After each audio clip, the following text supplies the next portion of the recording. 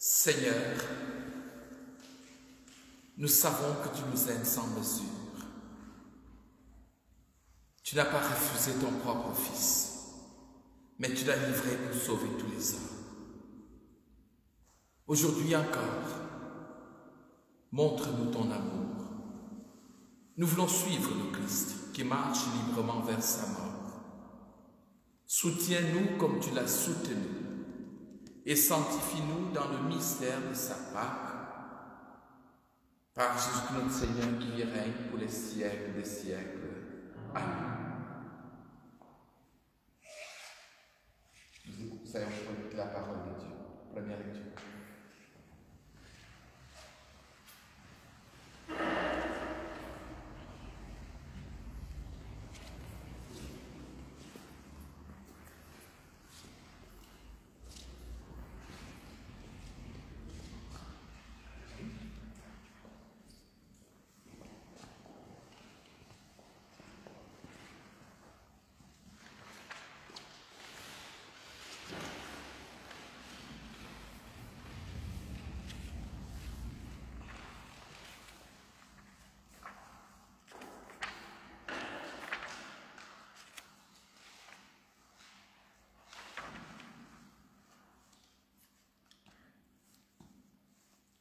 Lecture du livre du prophète Isaïe. Mon serviteur réussira, dit le Seigneur. Il montera, il s'élèvera, il sera exalté. La multitude avait été consternée en voyant, car il était si défiguré qu'il ne ressemblait plus à un homme. Il n'avait plus l'apparence d'un fils d'homme. Il étonnera de même une multitude de nations. Devant lui, les rois resteront bouche bée, car ils verront ce que jamais on leur avait dit. Ils découvriront ce dont ils n'avaient jamais entendu parler. Qui aurait cru ce que nous avons entendu? Le bras puissant du Seigneur, à qui s'est-il révélé? Devant lui, le serviteur a poussé comme une plante chétive, une racine dans une terre aride. Il était sans apparence, ni beauté qui attire nos regards. Son aspect n'avait rien pour nous plaire. Méprisé, abandonné des hommes, homme de douleur, familier de la souffrance, il était pareil à celui devant qui on se voile la face. Et nous l'avons méprisé, compté pour rien. En fait, c'était nos souffrances qu'il portait, nos douleurs dont il était chargé. Et nous pensions qu'il était frappé, meurtri par Dieu, humilié. Or, c'est à cause de nos révoltes qu'il a été transpercé, à cause de nos fautes qu'il a été broyé. Le châtiment qui nous donne la paix a pesé sur lui. Par ses blessures, nous sommes guéris. Nous étions tous errants comme des brebis, chacun suivait son propre chemin. Mais le Seigneur a fait retomber sur lui nos fautes à nous tous. Maltraité, il s'humilie, il n'ouvre pas la bouche. Comme un agneau conduit à l'abattoir, comme une brebis muette devant les tondeurs, il n'ouvre pas la bouche. Arrêté, puis jugé, il a été supprimé. Qui donc s'est inquiété de son sort? Il a été retranché de la terre des vivants, frappé à mort pour les révoltes de son peuple. On a placé sa tombe avec les méchants, son tombeau avec les riches. Et pourtant, il n'avait pas commis de violence. On ne trouvait pas de tromperie dans sa bouche. Broyé par la souffrance, il a plu au Seigneur. S'il remet sa vie en sacrifice de réparation, il verra une descendance. Il prolongera ses jours. Par lui, ce qui plaît au Seigneur réussira. Par suite de ses tourments, il verra la lumière. La connaissance le comblera. Le juste, mon serviteur, justifiera les multitudes. Il se chargera de leurs fautes. C'est pourquoi, parmi les grands, je lui donnerai sa part. Avec les puissants, il partagera le butin. Car il s'est dépouillé lui-même jusqu'à la mort, et il était compté avec les pécheurs, alors qu'il portait le péché des multitudes et qu'il intercédait pour les pécheurs. Parole du Seigneur.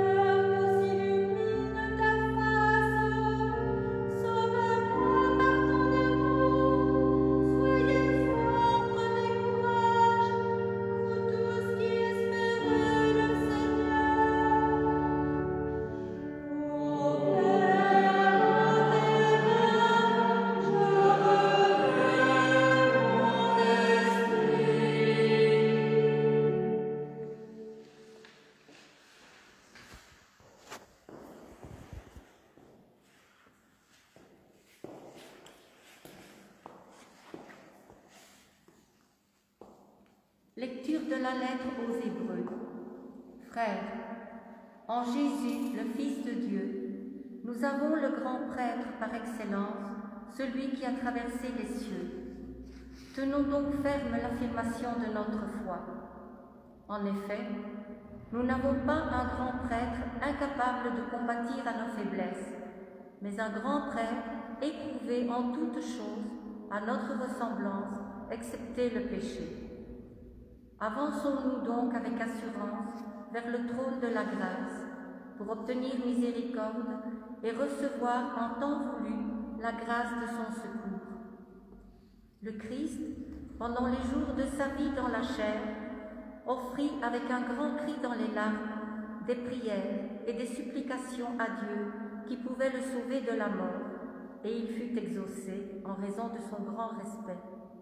Bien qu'il soit le Fils, il a pris par ses souffrances l'obéissance et conduit par sa perfection, il est devenu pour tous ceux qui lui obéissent la cause du salut éternel. Parole du Seigneur. Nous rendons grâce à Dieu. Amen.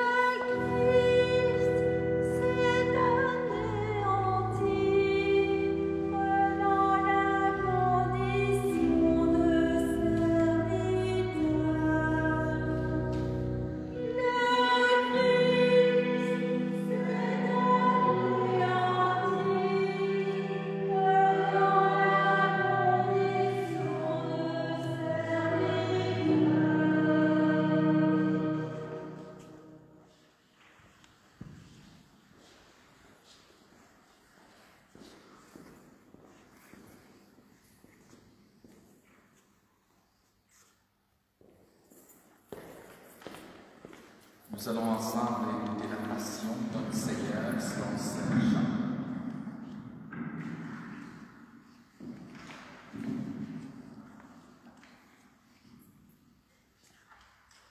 La passion de notre Seigneur Jésus-Christ selon Saint Jean.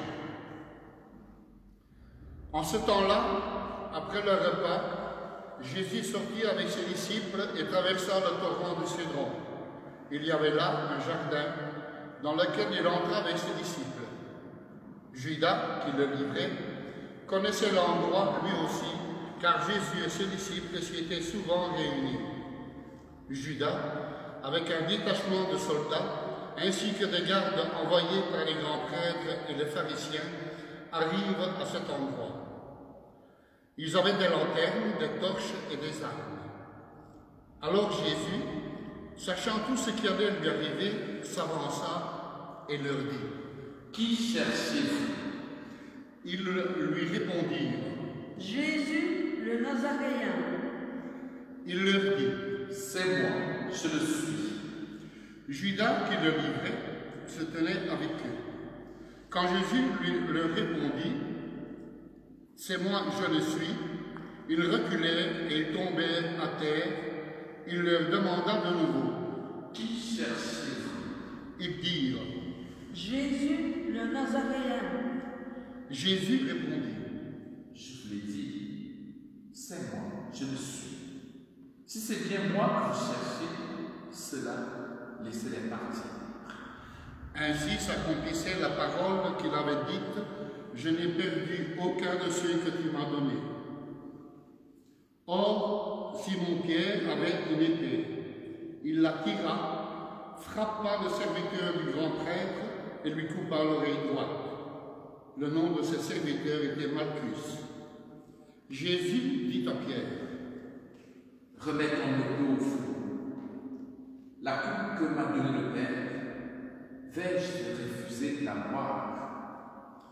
Alors la troupe, le commandant et les gardes juifs se saisirent de Jésus et le ligotèrent. Ils l'emmenèrent d'abord chez Anne, beau-père de Caïphe, qui était grand prêtre cette année-là. Caïphe était celui qui avait donné aux Juifs ce conseil : il vaut mieux qu'un seul homme meure pour le peuple.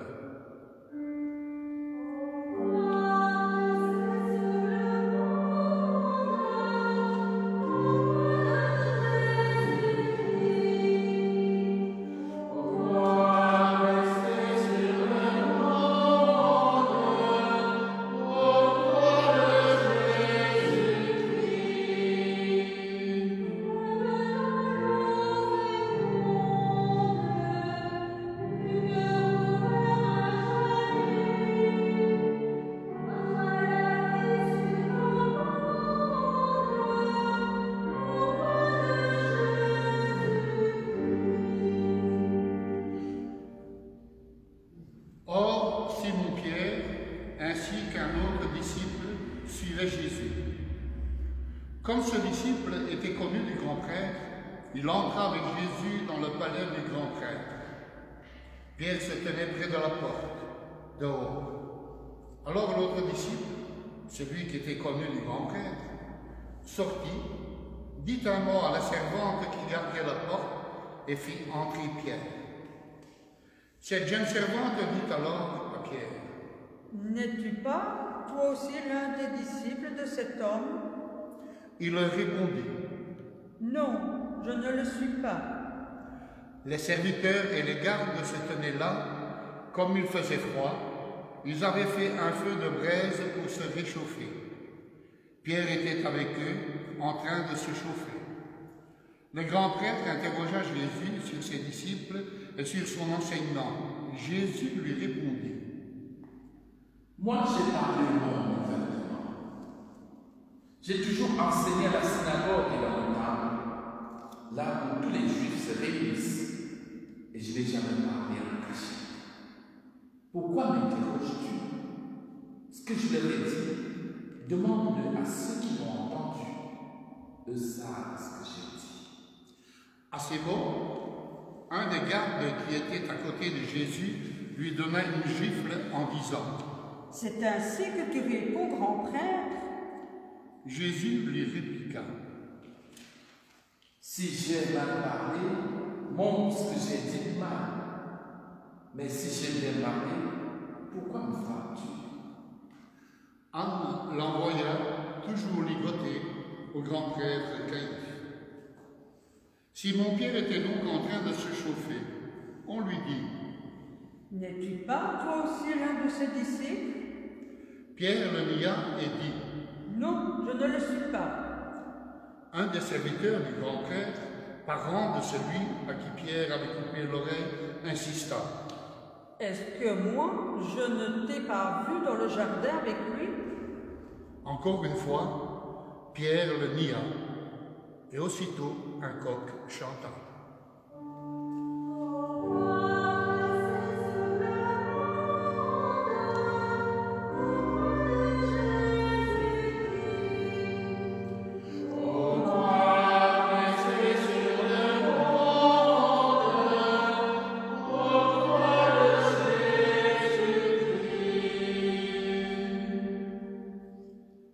Alors on emmena Jésus chez Caïphe au prétoire.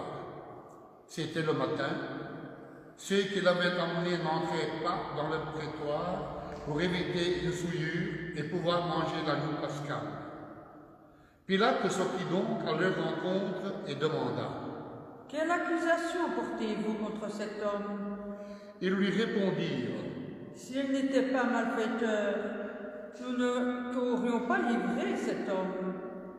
Pilate leur dit: Prenez-le vous-même et jugez-le en suivant votre loi. Les Juifs lui dirent: Nous n'avons pas le droit de mettre quelqu'un à mort.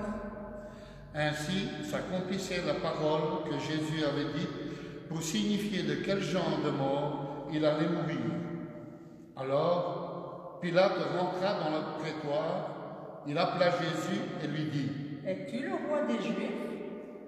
Jésus lui demanda: Dis-tu cela de toi-même, ou bien d'autres l'ont dit à mon sujet? Pilate répondit: Est-ce que je suis juif, moi? Ta nation et les grands prêtres t'ont livré à moi. Qu'as-tu donc fait? Jésus déclara: Ma royauté n'est pas de ce monde. Si ma royauté était de ce monde, j'aurais des gardes qui se seraient battus pour que je ne sois pas livré aux Juifs. En fait, ma royauté n'est pas d'ici. Pilate lui dit: Alors, tu es roi? Jésus répondit: C'est toi-même qui dis que je suis roi. Moi, je suis né. Je suis venu dans le monde pour ceci: rendre témoignage à la vérité. Quiconque appartient à la vérité écoute ma voix. Pilate lui dit: Qu'est-ce que la vérité? Ayant dit cela, il sortit de nouveau à la rencontre des Juifs et leur déclara: Moi, je ne trouve en lui aucun motif de condamnation. Mais chez vous, c'est la coutume que je vous relâche, quelqu'un pour la Pâque. Voulez-vous donc que je vous relâche, le roi des Juifs? Alors ils répliquèrent en criant: Pas lui, mais Barabbas. Or, ce Barabbas était un bandit.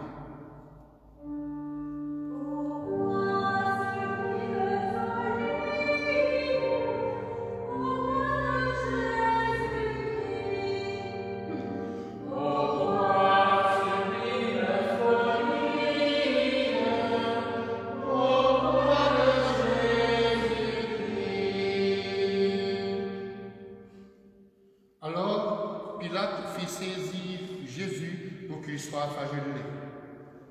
Les soldats tressèrent avec des épines une couronne qu'ils lui posaient sur la tête. Puis, ils le revêtirent d'un manteau pourpre, ils s'avançaient vers lui et ils disaient: Salut à toi, roi des Juifs. Et ils le giflaient. Pilate de nouveau sortit dehors et leur dit: Voyez, je vous l'amène dehors pour que vous sachiez que je ne trouve en lui aucun motif de condamnation. Jésus donc sortit dehors, portant la couronne d'épines et le manteau pourpre. Et Pilate leur déclara: Voici l'homme. Quand ils le virent, les grands prêtres et les gardes se mirent à crier. Crucifie-le, crucifie-le. Pilate leur dit, Prenez-le vous-même et crucifiez-le. Moi, je ne trouve en lui aucun motif de condamnation. Ils lui répondirent, Nous avons une loi, et suivant la loi, il doit mourir, parce qu'il s'est fait fils de Dieu. Quand Pilate entendit ces paroles, il redoubla de crainte. Il rentra dans le prétoire et dit à Jésus, D'où es-tu? Jésus ne lui fit aucune réponse. Pilate lui dit alors, Tu refuses de me parler à moi? Ne sais-tu pas que j'ai le pouvoir de te relâcher et le pouvoir de te crucifier? Jésus répondit, Tu n'aurais aucun pouvoir sur moi si tu ne l'avais reçu d'en moi. C'est pourquoi celui qui m'a livré à toi porte un péché plus grand. Dès lors, Pilate cherchait à le relâcher. Mais des Juifs se mirent à crier, Si tu le relâches, tu n'es pas un ami de l'empereur. Quiconque se fait roi s'oppose à l'empereur. En entendant ces paroles, Pilate emmena Jésus dehors. Il le fit asseoir sur une estrade au lieu dit le dallage, en hébreu Gabbatha. C'était le jour de la préparation de la Pâque, vers la 6e heure, environ midi. Pilate dit aux Juifs, Voici votre roi. alors ils crièrent, À mort, crucifie-le. Pilate leur dit, Vais-je crucifier votre roi? les grands prêtres répondirent, Nous n'avons pas d'autre roi que l'empereur. alors il leur livra Jésus pour qu'il soit crucifié. Il se saisit de Jésus et lui-même, portant sa croix, sortit en direction du lieu dit le Crâne, ou Calvaire, qui se dit en hébreu Golgotha. C'est là qu'ils le crucifièrent, et 2 autres avec lui, un de chaque côté, et Jésus au milieu. Pilate avait rédigé un écriteau qu'il fit placer sur la croix. Il était écrit « Jésus le Nazaréen, roi des Juifs ». Beaucoup de Juifs lurent cet écriteau parce que l'endroit où l'on avait crucifié Jésus était proche de la ville et que c'était écrit en hébreu, en latin et en grec. Alors les grands prêtres des Juifs dirent à Pilate, N'écris pas, roi des Juifs, mais cet homme a dit, je suis le roi des Juifs. Pilate répondit, Ce que j'ai écrit, je l'ai écrit.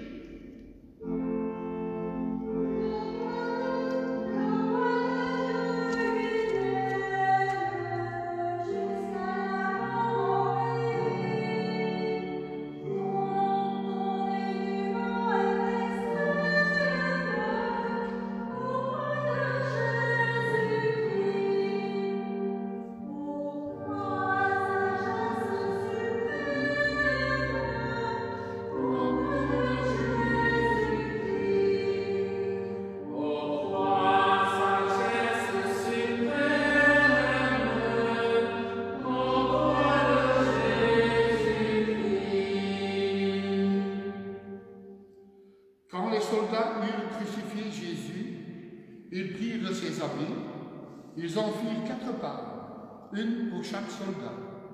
Ils prirent aussi la tunique. C'était une tunique sans couture, tissée toute d'une pièce, de haut en bas. Alors ils se dirent entre eux, Ne la déchirons pas, désignons par le sort celui qui l'aura. ainsi s'accomplissait la parole de l'Écriture. Ils se sont partagés mes habits, ils ont tiré au sort mon vêtement, c'est bien ce que firent les soldats. Or, près de la croix de Jésus, se tenait sa mère et la sœur de sa mère, Marie, femme de Cléophas, et Marie-Madeleine. Jésus, voyant sa mère et près d'elle le disciple qu'il aimait, dit à sa mère, « Femme, voici ton fils. Puis il dit aux disciples, Voici ta mère. Et à partir de cette heure-là, le disciple l'a pris chez lui. Après cela, sachant que tout désormais était achevé pour que l'Écriture s'accomplisse jusqu'au bout, Jésus dit: J'ai soif. Il y avait là un récipient plein d'une boisson vinaigrée. On fixa donc une éponge remplie de ce vinaigre à une branche d'hysope, et on l'approcha de sa bouche. Quand il eut pris le vinaigre, Jésus dit: Tout est accompli. Puis, inclinant la terre, il remit l'esprit.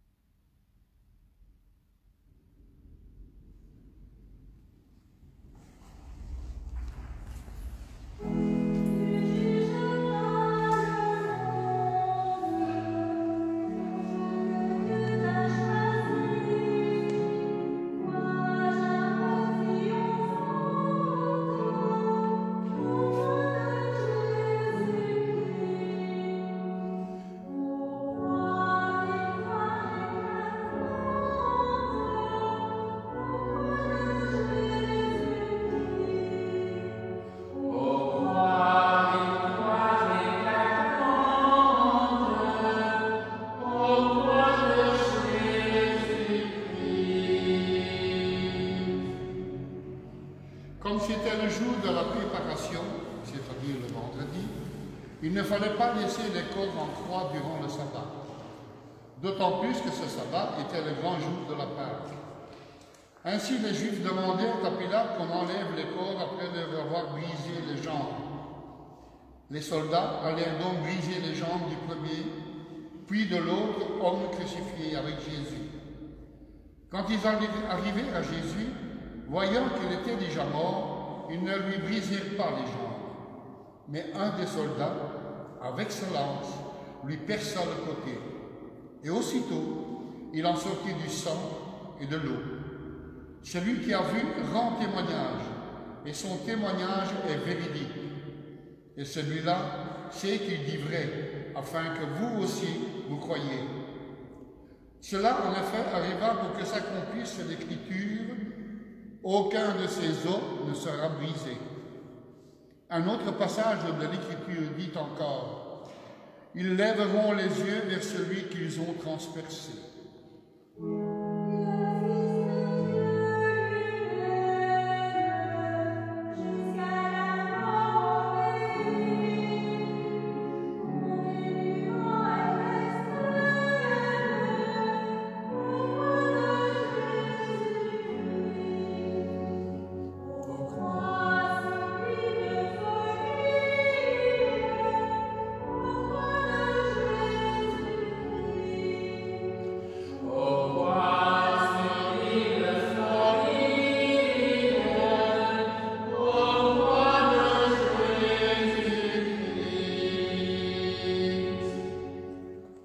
Après cela, Joseph d'Arimathie, qui était disciple de Jésus, mais en secret par crainte des Juifs, demanda à Pilate de pouvoir enlever le corps de Jésus. Et Pilate le permit. Joseph vint donc enlever le corps de Jésus. Nicodème, celui qui au début était venu trouver Jésus pendant la nuit, vint lui aussi. Il apportait un mélange de myrrhe et d'aloès, pesant environ 100 livres. Ils prirent donc le corps de Jésus, qu'ils lièrent de linge, en employant des aromates selon la coutume juive d'ensevelir les morts. À l'endroit où Jésus avait été crucifié, il y avait un jardin, et dans ce jardin, un tombeau neuf, dans lequel on n'avait encore déposé personne. À cause de la préparation de la Pâque juive, et comme ce tombeau était proche, c'est là qu'ils déposèrent Jésus. Acclamons la parole de Dieu. Louange à toi, Seigneur Jésus.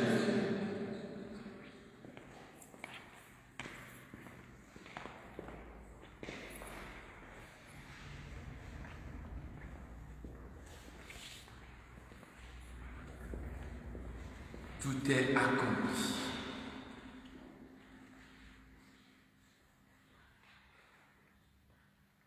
La dernière parole de Jésus sur la croix, c'est celle-là. Tout est accompli.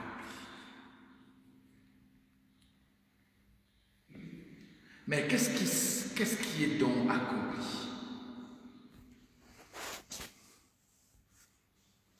Jésus a été obéissant à son Père, obéissant jusqu'au bout.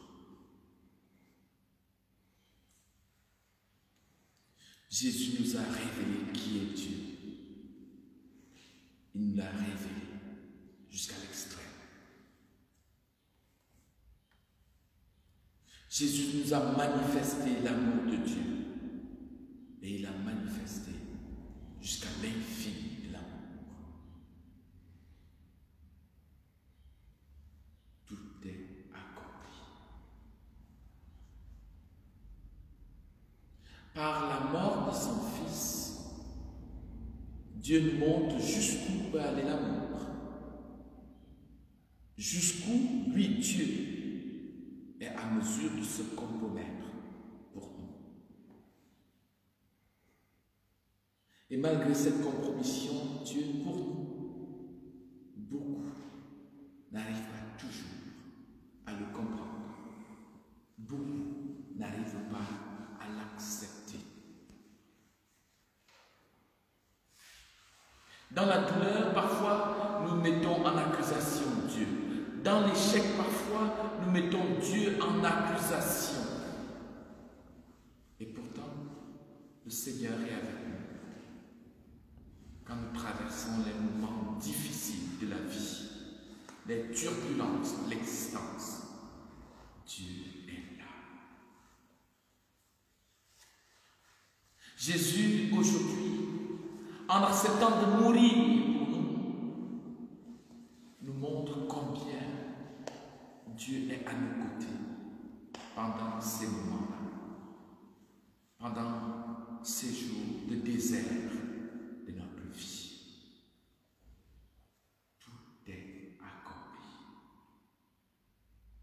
Il n'y a pas de plus grande preuve d'amour que de donner sa vie pour ses amis. Jésus a donné sa vie pour nous. Sœurs et frères bien-aimés, serons-nous encore seuls? Nous sentirons-nous encore seuls? Non. Le Seigneur est avec nous. Le Seigneur est à nos côtés. Le Seigneur nous soutient. Tout est accompli. Amen.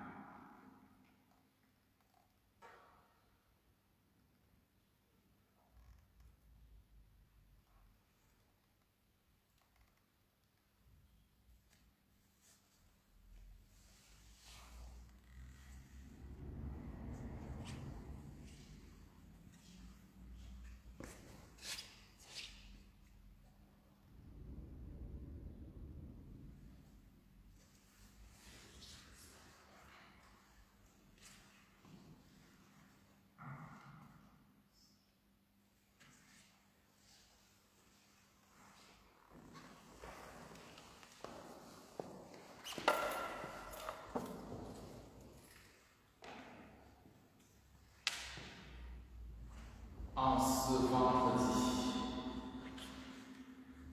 en ce jour de la passion de notre Seigneur, l'Église nous propose une prière tout à fait particulière dans laquelle nous pensons à toutes les situations, dans laquelle nous pensons à tous les états, à tout ce qui peut se passer dans l'Église, dans le monde.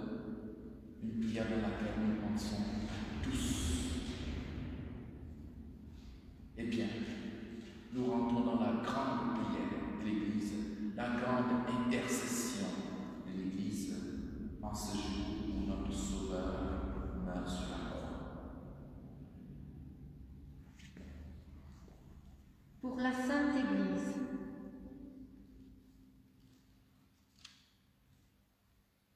prions, frères bien-aimés, pour la Sainte Église de Dieu. que le Père Tout-Puissant lui donne la paix et l'unité, qu'il la protège dans tout l'univers et qu'il nous accorde une vie calme et paisible pour que nous rendions grâce à notre Dieu.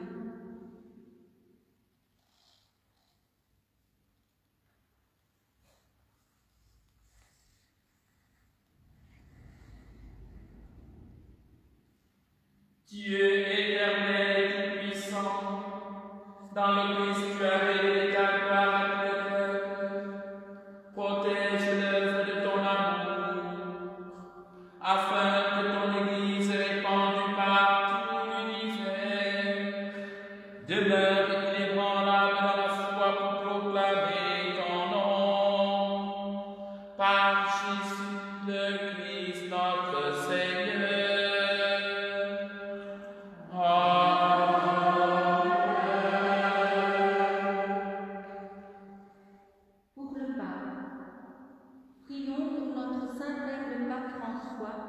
Élevé par Dieu notre Seigneur à l'ordre épiscopal, qu'il le garde saint et sauf à son Église pour gouverner le peuple de Dieu.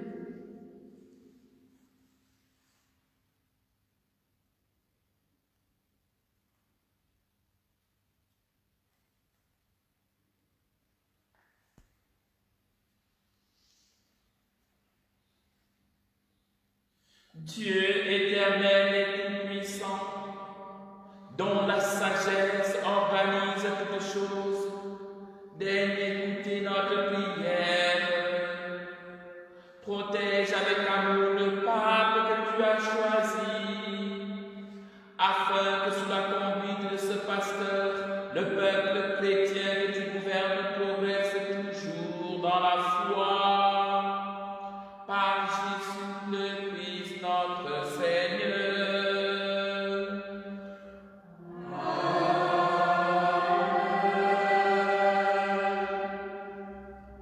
Pour le clergé et le peuple fidèle, prions pour notre évêque, pour tous les évêques, les prêtres, les diacres, pour tous ceux qui remplissent des ministères dans l'Église et pour l'ensemble du peuple des croyants.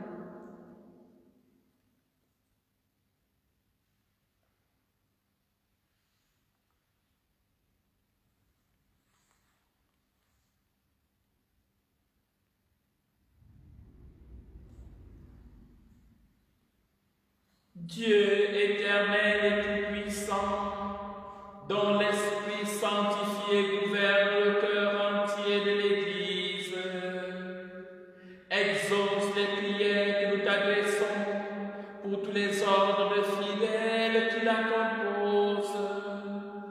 Que chacun d'eux, par le don de ta grâce, te serve avec fidélité. Par Jésus le Christ notre Seigneur.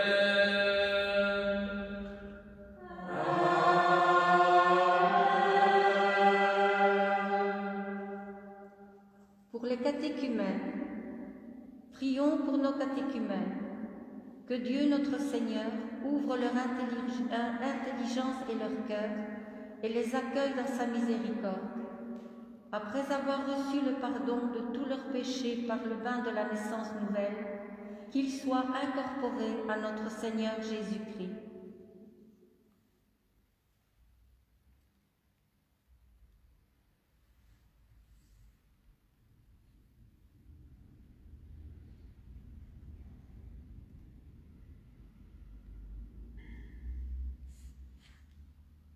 Dieu éternel et tout-puissant, toi qui assures toujours la fécondité de ton Église, augmente en nos catéchumènes l'intelligence et la foi, qu'ils renaissent à la source du baptême et prennent place parmi tes enfants d'adoption.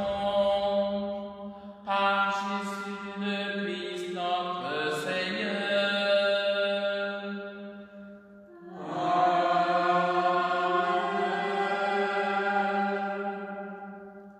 Pour l'unité des chrétiens, prions pour tous nos frères qui croient en Jésus-Christ et s'efforcent de conformer leur vie à la vérité. Demandons au Seigneur notre Dieu de les rassembler et de les garder dans l'unité de son Église.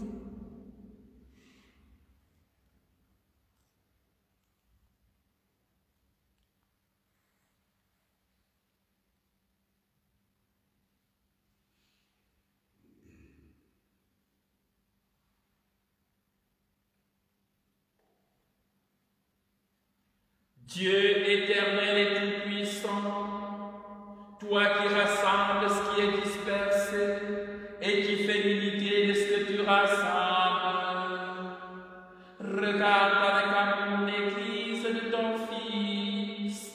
Nous te prions d'unir dans la totalité de la foi et par le lien de la charité tous les hommes qu'un seul baptême a consacrés. Par Jésus le Christ notre Seigneur.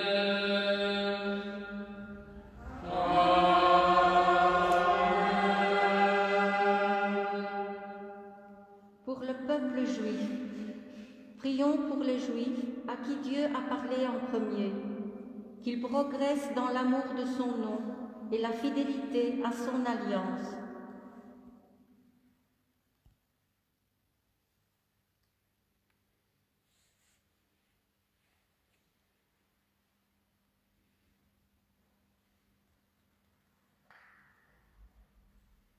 Dieu éternel et tout-puissant, toi qui as choisi Abraham et sa descendance pour en faire les fils de ta promesse, conduis à la plénitude de la rédemption le premier peuple d'alliance, comme ton Église t'en supplie, par Jésus le Christ notre Seigneur.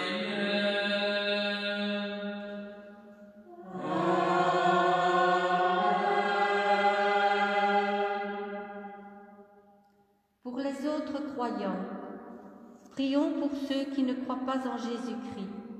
Demandons qu'à la lumière de l'Esprit Saint, ils soient capables eux aussi de s'engager pleinement sur le chemin du salut.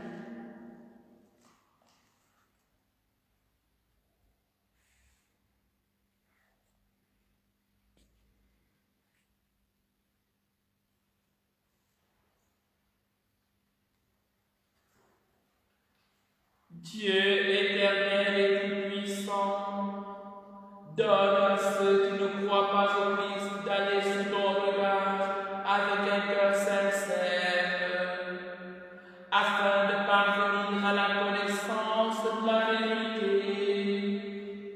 Et donne-nous de mieux nous aimer les uns les autres et d'ouvrir davantage notre vie à la tienne pour être dans le monde de meilleurs témoins de ton amour. Par Jésus le Christ notre Seigneur.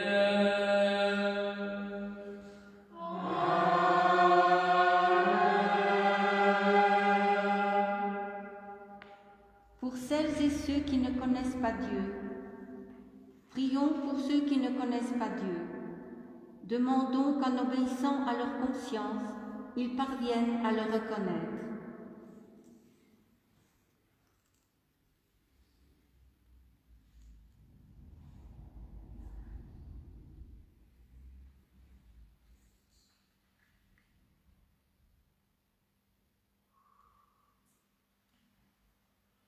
Dieu éternel et tout-puissant, toi qui as créé les hommes pour qu'ils te cherchent de tout cœur, et que leur cœur s'apaise en te trouvant, fais qu'au milieu des difficultés de ce monde, tous puissent discerner les signes de ta vérité et rencontrer les témoins de ton amour, qu'ils aient le bonheur de te reconnaître, toi le seul Dieu, le Père de tous les hommes, par Jésus le Christ notre Seigneur.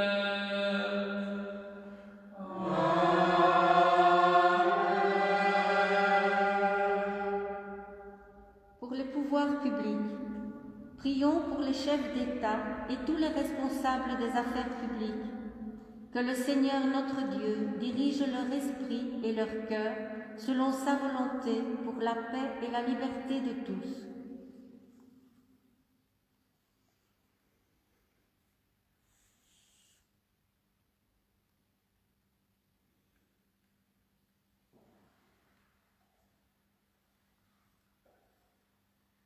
Dieu éternel et tout-puissant, toi qui tiens en ta main le cœur des hommes et garantis les droits des peuples, viens en aide à ceux qui exercent le pouvoir, que partout sur la terre s'affermisse avec ta grâce la sécurité, la paix, la prospérité des nations et la liberté religieuse.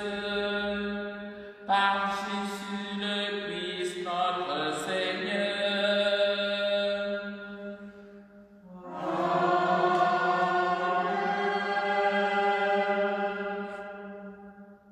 Pour nos frères et sœurs dans l'épreuve, frères bien-aimés, prions Dieu le Père Tout-Puissant d'avoir pitié des hommes dans l'épreuve, qu'il débarrasse le monde de toute erreur, qu'il chasse les épidémies et repousse la famine, qu'il vide les prisons et délivre les captifs, qu'il protège ceux qui voyagent, qu'il ramène chez eux les exilés, qu'il donne la force aux malades et accorde le salut aux mourants.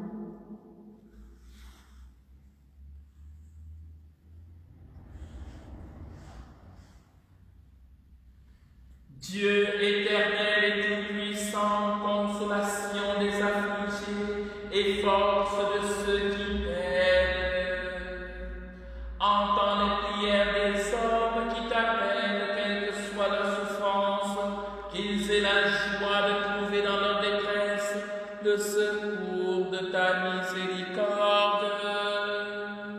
Par Jésus, le Christ notre Seigneur.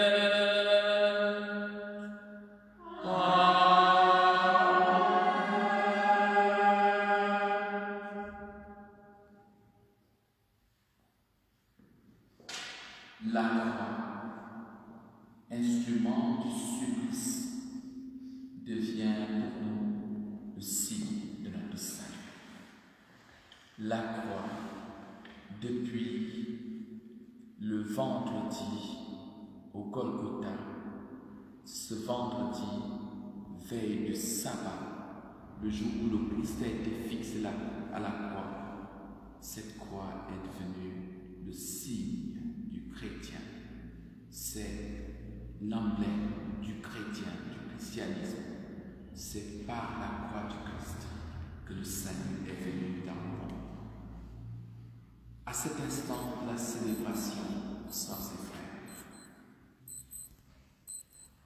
nous allons célébrer la croix du Christ. Nous allons la vénérer. La croix du Christ va être dévoilée, nous être présentée. Nous viendrons ici pour nous incliner devant cette croix, pour témoigner de notre affection envers le Christ qui meurt sur la croix et pour témoigner de notre adoration envers Dieu qui nous a sauvés par la croix du Christ.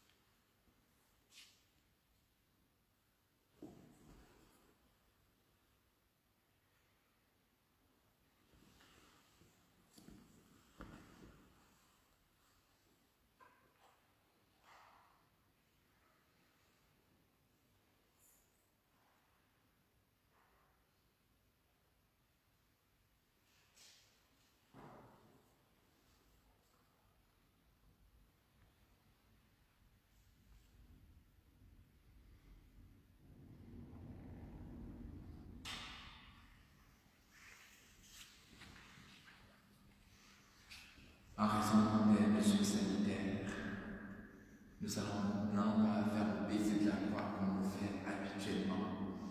Nous allons venir un par un, nous allons nous incliner devant la croix du Christ, faire cette révérence et retourner à notre place.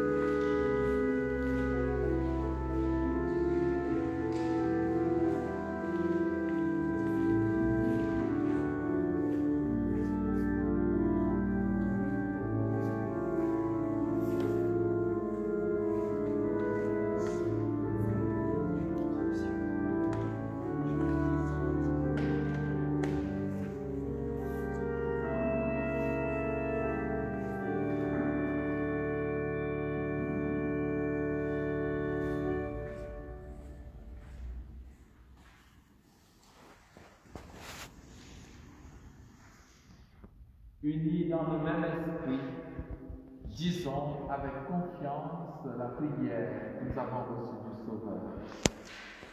Notre Père, qui es aux cieux, que ton nom soit sanctifié, que ton règne vienne, que ta volonté soit faite sur la terre comme au ciel.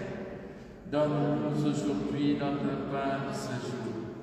Pardonne-nous nos offenses, comme nous pardonnons aussi à ceux qui nous ont offensés. Et ne nous laisse pas entrer en tentation, mais délivre-nous du mal. Délivre-nous du mal, Seigneur, donne la paix à notre temps. Par ta miséricorde, libère-nous du péché. Rassure-nous devant les épreuves. En cette vie, nous espérons le bonheur que tu promets et l'avènement de Jésus-Christ, notre Sauveur. Car c'est à toi qu'appartient le règne, la puissance et la gloire pour les siècles des siècles. Amen. Que cette communion, Seigneur Jésus-Christ, n'entraîne pour moi ni jugement ni condamnation. Qu'elle soutienne mon esprit et mon corps. Qu'elle me donne la guérison.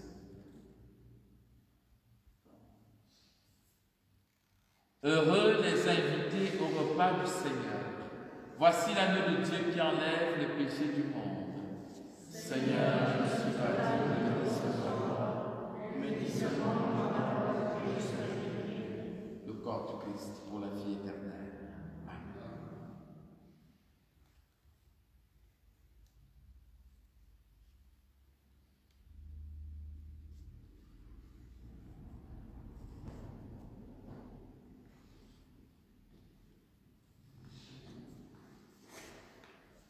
Le corps du Christ.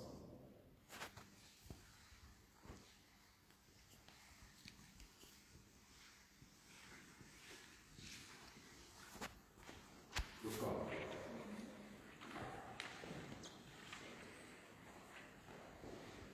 Le corps.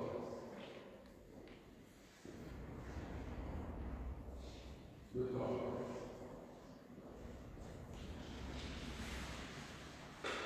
Le corps. Le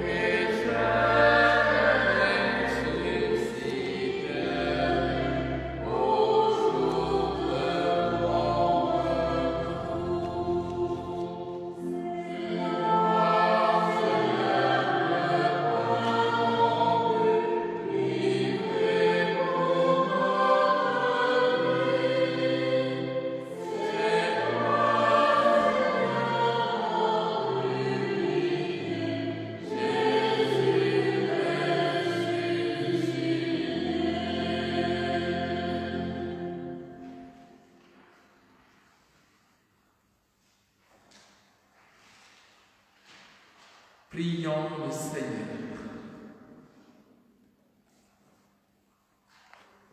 Dieu de puissance et de miséricorde, toi qui nous as renouvelés par la mort et la résurrection de ton Christ, entretiens en nous l'œuvre de ton amour. Que notre communion à ce mystère consacre notre vie à ton service. Par Jésus le Christ notre Seigneur, qui règne pour les siècles des siècles. Amen. La célébration de la fête de Pâques se fera dans cette église de Rosny dimanche prochain à 10h45. Pensons pour ceux qui n'ont pas fait à nous inscrire avant de venir.